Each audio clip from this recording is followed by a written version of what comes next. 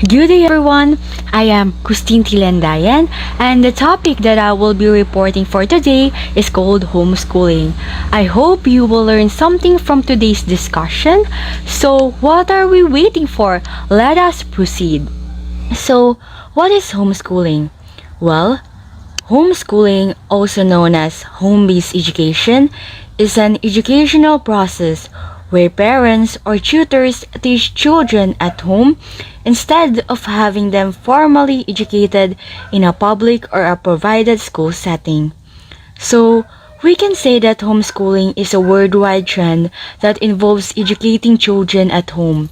In practical terms, this means that the homes become the center of a child's education rather than a school. In Tagalog, ang homeschooling ay ang pag-aaral sa tahanan. So who is the teacher in homeschooling? Well, usually the parent is the primary educator in this form of education. They are the one who carefully guide their children through their mental, emotional, and physical development. In short, sa homeschooling, usually ang mama or papa or guardian jud ang teacher nga mag-teach sa ilang anak. However, this can also be a guardian or a tutor. So what are the reasons for homeschooling? There are many different reasons for homeschooling, ranging from personal interest to dissatisfaction with the public school setting. The following are the most common reasons why parents choose to homeschool their child. First, some parents see better educational opportunities for their child in homeschooling. For example, usually parents know their child more accurately than a teacher. Thus, if one parent believes that they can respond more precisely to their child's needs rather than the teacher, then they will choose homeschool. In short, some parents nga homeschool sa ilang anak are thinking na mas makalerm sila better if sila mismo ang magtudlo sa ilang anak. Kailaha man jud magaidan based sa ilang preferred na learning style kaysa sa public school setting.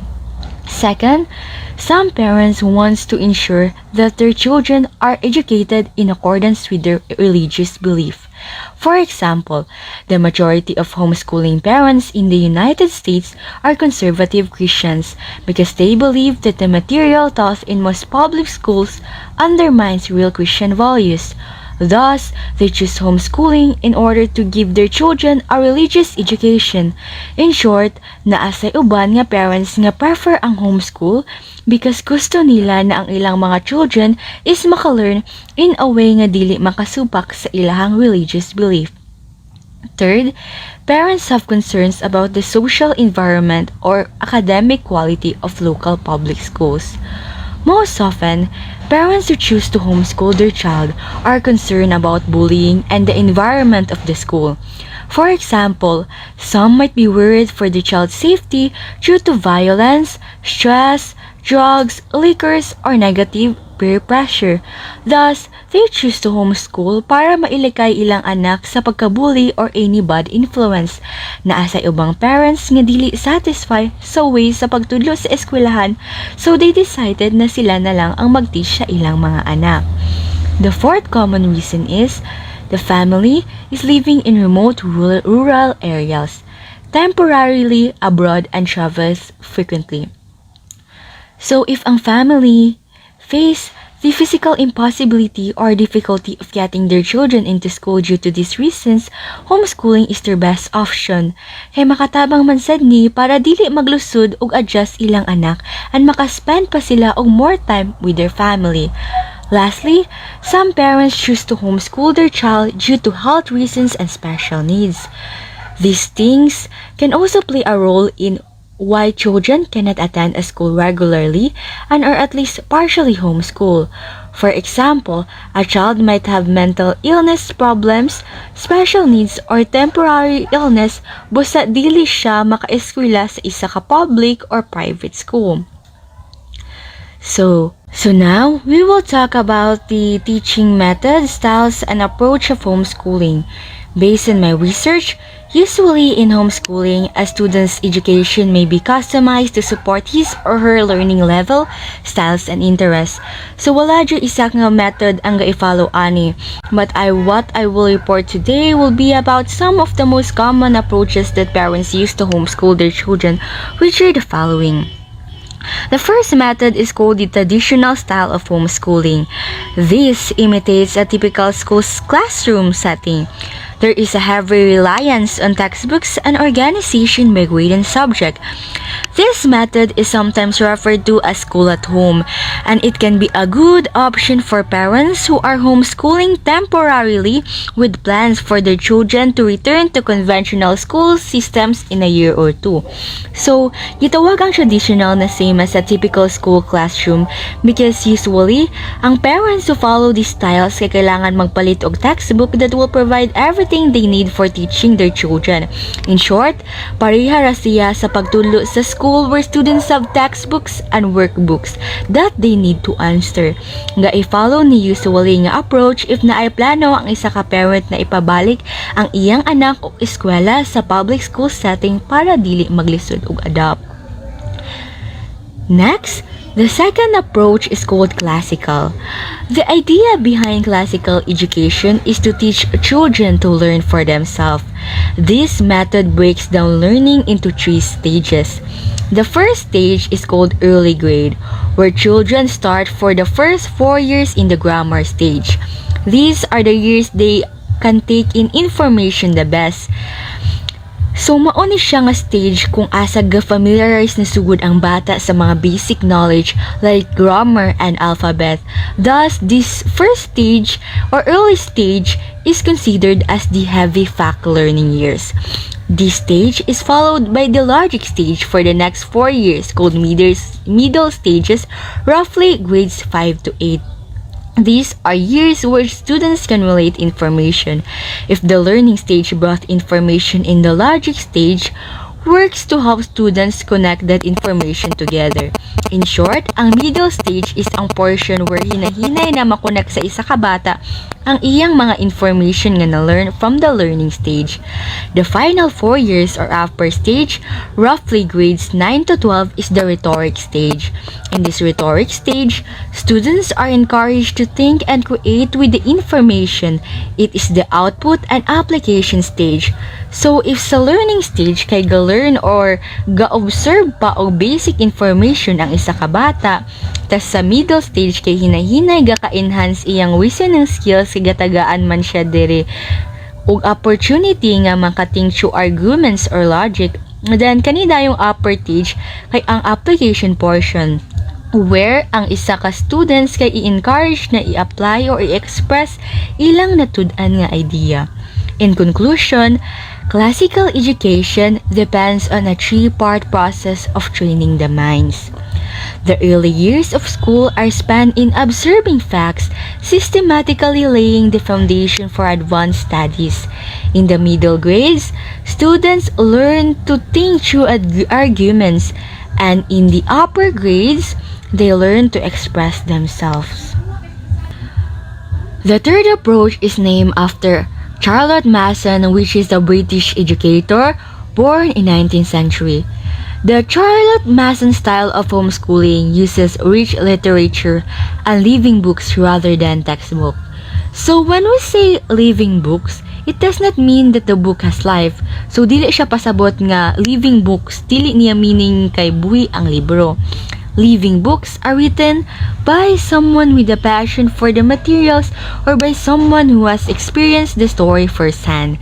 It's also a book that engages the readers and draws him or her into learning more about the subject. So in this style, instead of worksheet or answering questions in the back of the book, this style asks the students to retell or narrate everything he can remember from the reading. For example, if a parent use this style, iyang iparetail sa iyang anak ang tanan na iyang na-remember sa pagbasa niya sa isa ka story, instead nga magpa-answer siya og mga question. So, the fourth approach is known as the unit method of homeschooling. This is a fun method and can easily be combined with other schooling method. So the principle of this style is to choose a concept or topic to study and find ways to tie a variety of subject to that topic. It means that unlike traditional method that offers subjects separately, unit studies use a similar theme to combine several subject areas. For example, history, literature, art, music, and other subjects can all be used to teach a certain topic or theme. Last but not the least is unschooling, which involves teaching children based on their interests or choice rather than a set curriculum. The parent is there to support the child in what he or she wants to learn. Based on my research, unschooling is probably the most different homeschooling method. It is also has some of the most strongest opinions about it. So many parents or scholars are against and are supporting it. In its purest sense, unschooling is letting the child determine his or her education. If he or she wants to play computer games for a few weeks, this is in as okay and can be a learning experience. The parent is there to support the child in what he or she wants to learn. In short, mo siya ang homeschooling method wherein ang interest sa isa ka bata ang priority. So kung ang isa ka bata is gusto magdula og computer, pasagdan siya sa iyang mama. Ang iyang mama is nahadiha para guidean ang iyahang anak. Kay ang pagdula sa computer is seen man as part of the learning process. So suportahan siya sa iyang ginikanan. So now, let's proceed sa atong next topic, which is about the benefits of homeschooling. So, what are the benefits of homeschooling? Usually, many parents choose to homeschool their child due to many advantages and benefits na makatabang sa ilang mga anak, which are as follows. First, academic freedom and flexibility, which means that parents can customize the timing of their children's learning pace, materials, lessons, and schedule. This also means that the flexible schedule will make life easier for the whole family because the parent can decide the length of lesson and also decide when to take holidays. Next, parents believe that homeschooling will help the child be away from any bad environment or bad influence. This means that being educated at home will remove a lot of stress of the normal classroom. There is no need to try to fit in and give in to peer pressure. There are also no cases of bullying, drugs, being ostracized, and all the other social pressures. So, ang uban jud is kanang ga-homeschool nila ang ilang anak kay para ilang anak is dili mabully or dili ma-involve into any kinds of crimes. Kay ga-believe sila na if i-homeschool nila ilang anak, mas magayran man nila ang ilang anak sa tarong nga mga values o tarong nga dalan. Third, homeschooling strengthens family bonds. This means that parents have the opportunity to spend more times with their children and develop closer bonds. So many parents is ganahan sila sa homeschooling kay matagaan man sila og chance para mas maklo sila sa ilahang mga anak. Fourth, another benefit of homeschooling is that parents believe that their children may become successful adults in homeschooling. Why? Because they are associated with a more well-adjusted and successful adulthood in the realms of career and personal relationship. So, daghan nga mga parents ang ga-choose sa homeschooling kay naaman say mga kanabitawong survey nga nagpakita nga ang mga graduated children nga nakaagi og homeschooling kay mas nahimo silang successful adult kay kanang mas nagayran man jud sila sa ilang mga parents. So the last benefit of homeschooling is that education is tailored to a child's capabilities and personalities, which means that homeschooling allow parents to vary the teaching materials depending on their child's interests and their preferred learning style. For example, if a child is a visual learner, more visual elements can be incorporated into the child's instructions. So, ganahan ang mga parents sa homeschooling kay kanang ma-tailor nila ang kanang education sa ilahang child sa way nga ilahang gusto. So, if gusto nila nga mas master ang ilahang children sa subject nga math, then they can teach materials na kana bitawng mas makapa-enhance sa mathematics skills sa ilahang anak. Now, let's proceed to our next topic, which is all about the disadvantages of homeschooling. So, if ang homeschooling is na ay mga benepisyo, naagihapoy mga disadvantages ani nga style sa education. So, ang first disadvantage is called socialization difficulties. Why? Nga naman magkaroon ang isa ka bata og socialization difficulties? Well, usually, the kids nga ga-homeschool is magkaroon sila og less daily interaction with peers. So, kay gamay raman kasagara ilahang kaistorya nga mga bata, labi na kung only child ang isa ka child nga gi-homeschool, maka-feel sila o nga burag isolated sila o burag alone na bitaw sila. In a traditional school, kids spend hours with each other every day, so these bonds form quickly. However, sa homeschooling, kanang maglisod kasagara og form og bond ang bata, labi na kung wala kaayo siya same age group og kasagara kay mga mature adults sa iyang kauban.